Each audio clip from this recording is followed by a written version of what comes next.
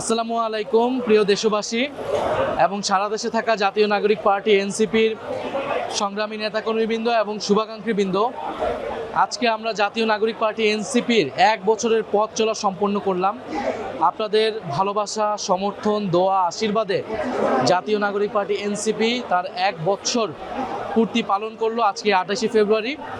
গত বছর 2025 সালে 28শে ফেব্রুয়ারি মানিক মিয়া এভিনিউতে লাখো জনতাকে সাক্ষী রেখে জাতীয় নাগরিক পার্টি এনসিপির যাত্রা শুরু হয়েছিল।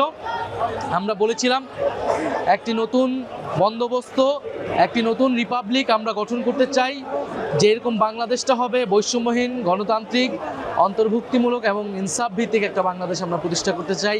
সেই লড়াইয়ে আমরা আজও আছি। বিকাশ পেমেন্টে 10,000 টাকার বেশি অফার, শপিং চলছে তো। 1 বছরে আপনারা আমাদেরকে অনেক সহযোগিতা করেছেন।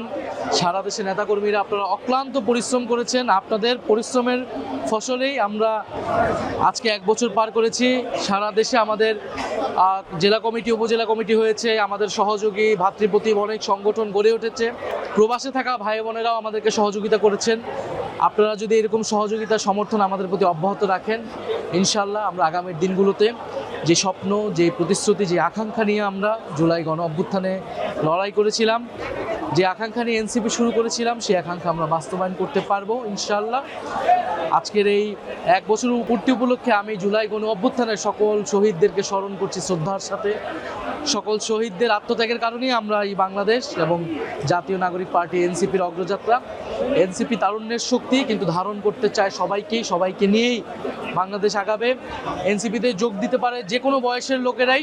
তারুণ্যকে আমরা প্রাধান্য দেই, তরুণদেরকে আমরা নেতৃত্বে রাখতে চাই এবং অনেক তরুণ, অনেক মেধাবী মানুষ, পরিশ্রমী, দক্ষ, সৎ মানুষেরা এনসিপির সাথে ছিলেন, আছেন এবং ভবিষ্যতেও থাকবেন।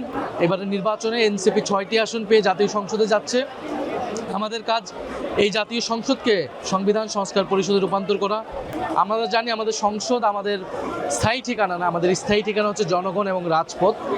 আমরা মূলত জনগণের কাছেই থাকবো, রাজপথে আপনাদের কাছেই থাকবো, আপনাদের সাথেই থাকবো এবং আপনাদের প্রতি দেওয়া আমাদের প্রতিশ্রুতিগুলো আমরা পালন করব।